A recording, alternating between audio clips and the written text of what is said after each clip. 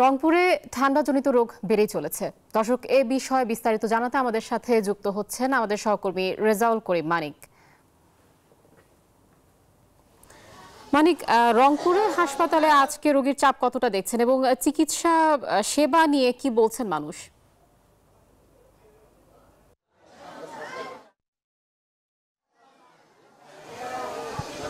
ধন্যবাদ আপনাকে। আসলে রংপুর অঞ্চলে প্রতি বছরই আগেই শীত পড়ে, অর্থাৎ বিশেষ করে রংপুরের অর্থাৎ রংপুর, কুড়িগ্রাম, লালমনিরহাট, পঞ্চগড়ে অর্থাৎ শীতের যে প্রকোপ এটি কিন্তু অনেকটাই আগে চলে আসে। এবারও কিন্তু সেই ঘটনায় ঘটেছে এবং শীত বাড়ার যে সঙ্গে সঙ্গে হাসপাতালগুলোতে কিন্তু শীতজনিত যে রোগ, এই রোগও কিন্তু বৃদ্ধি পেয়েছে। আপনারা ক্যামেরা চোখে দেখতে পাচ্ছেন যে অনেক শিশুই কিন্তু এই হাসপাতালে এসেছেন এবং তারা কিন্তু নানা ধরনের শীতজনিত রোগ, নিউমোনিয়া থেকে শুরু করে কাশি থেকে শুরু করে অনেক রোগে তারা আক্রান্ত হয়েছেন।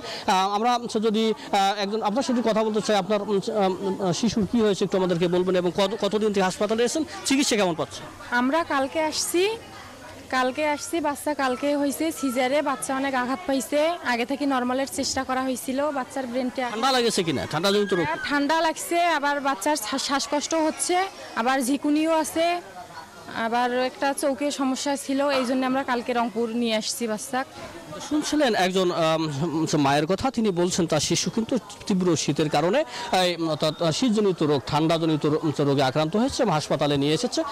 এই পরিস্থিতি কিন্তু আসলে রংপুর মেডিকেলে অর্থাৎ শীত যতই বাড়ছে, রোগের প্রকোপ ততই বাড়ছে, রোগের তীব্রতাও তত বৃদ্ধি পাচ্ছে এবং শীতের তীব্রতার সাথে সাথেই অর্থাৎ শিশু কিন্তু নানা ধরনের রোগে আক্রান্ত হচ্ছে। একটু আরেকজনের সাথে কথা বলছি, আপনার শিশুর কি রোগ হয়েছে এবং কেন নিয়ে এসেছেন হসপিটালে? মানে জ্বর ছিল, তারপর গা ফুলে গেছে, সেই জন্য নিয়ে আসছি। Rock blood short. ঠান্ডার কারণে সেখানে রিপোর্ট দিছে, এখনো বলেনি, 5 তারিখে রিপোর্ট আসবে। চিকিৎসা কেমন পাচ্ছেন?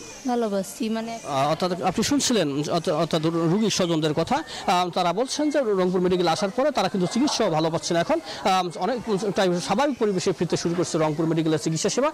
অর্থাৎ সব মিলে রংপুরের মেডিকেল কলেজ হসপিটালই নয়, আশেপাশের জেলাগুলোতেও কিন্তু রোগীর সংখ্যা প্রতিদিনই বাড়ছে। আমার কাছে রংপুর মেডিকেল থেকে সর্বশেষ।